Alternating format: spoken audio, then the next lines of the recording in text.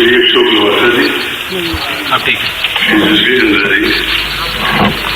Senior DC in charge of administration and planning, Umesh Sinha ji, all my colleagues from the election commission, and all the colleagues from media. As you are aware, the 5-year term of the 16th Lok Sabha is due to expire on 3rd June 2019. Article 324 of the Constitution bestows the relevant powers, duties, and also the functions of the election commission. While Section 14 of the Representation of People Act 51 provides for conduct of elections to constitute a new Lok Sabha before the expiry of its current term. Taking into account these constitutional and legal provisions, various judicial pronouncements on issues, the Election Commission of India has taken into account these constitutional and legal provisions, various judicial pronouncements on issues. The Election Commission of India has made, in fact, attempted a very comprehensive preparation for the conduct of election to the 17th Lok Sabha in a manner that is free, fair, inclusive, accessible, ethical, participatory, and also festive. When independent India held its first general and assembly elections during 51-2, not everybody was convinced of our capacity to successfully conduct the exercise. In fact, democracies in the world, then numbering maybe around 40, most of them were very skeptical. But India, by conducting our elections, emerged as a, should I say, beacon light for the emerging democracies all over the world. The scale and complexity of the elections has only grown since then. The population of India increased 3.3 times between 91 and 2001 census. But there are other statistics also which have gone up sharply, as expected. Mahatma Gandhi said, democracy must, in essence, mean the art and science of mobilizing the entire physical, economic, and spiritual resources of all the various sections of people in the service of the common good of all. Keeping all this in view, this commission started preparing for elections for quite some time. We started with organizing a series of meetings with chief electoral officers of all the states and UTs in order to review various aspects of election preparedness.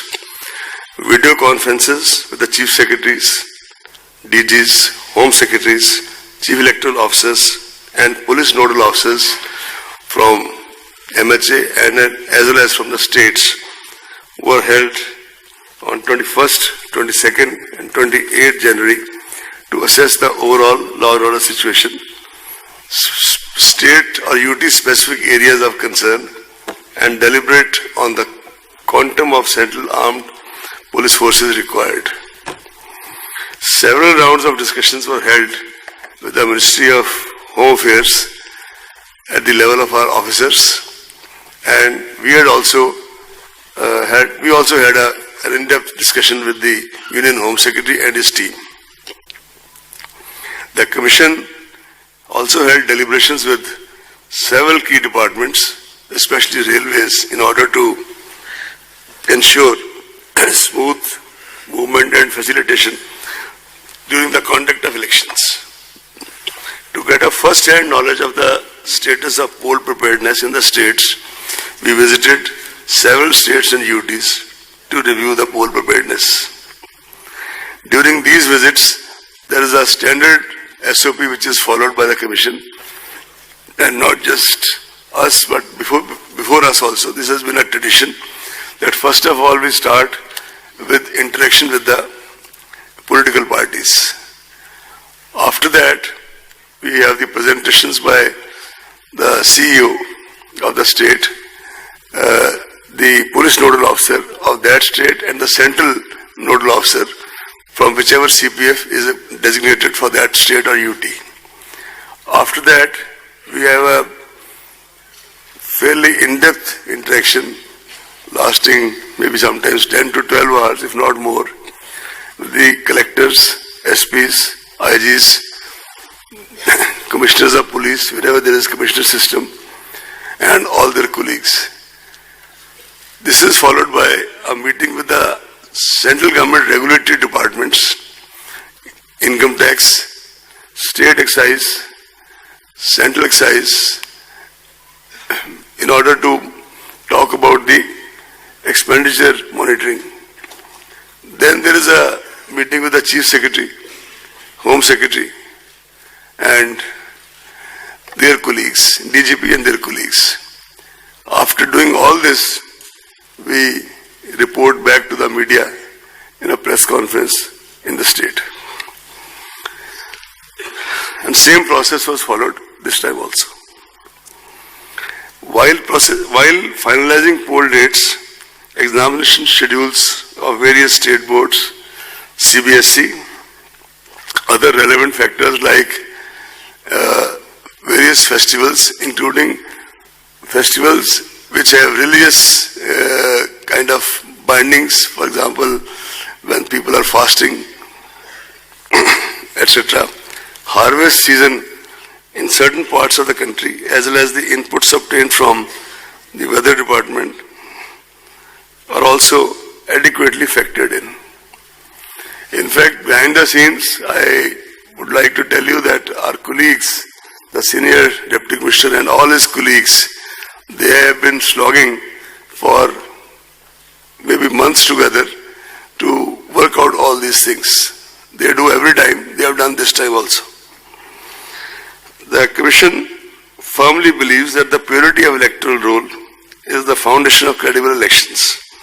We have been constantly monitoring the health of the rolls in the country, and after the introduction of Aeronet, now we have a pan-India monitoring systems here in Delhi. The electoral rolls have been revised with reference to 11/2019 as qualifying date.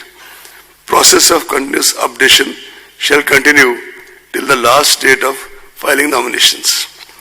Total electorate in the final published roll would be in the vicinity of 900 million compared to 814.5 in 2014. This marks an increase of 84.3 million voters since 2014. There are 15 million voters in the age group of 18 to 19. 38,325 third gender others. 71,735 overseas electors. Service electors more than 1.6 million. 99.36 electors have EPIC cards. 23 states and UTs have 100% EPIC coverage. The Commission continues to try the maximum coverage of EPIC still. In this direction, some major initiatives were taken. VVIP, Voter Verification and Information Program, launched to aid voters in checking their names in the rolls. Toll-free 1950 for checking names through SMS. Special camps organized for enrollment of eligible voters who are left out. No suo motu deletion of names after final publication of electoral roll is permitted. No deletion modification after 10 days of announcement of elections without prior approval of the Commission. Official voter slips, including those in Braille for persons with disability voters. This is distributed or shall be distributed at least 5 days before the poll to all enrolled voters. This process is rigorously monitored and schedule of distribution shared with the public representatives. In fact, at every stage, all these things are shared with the public representatives. However, we would like to make it clear that photo voter slip issued at the last minute shall be used for guidance, but not as a proof of identity in the polling stations.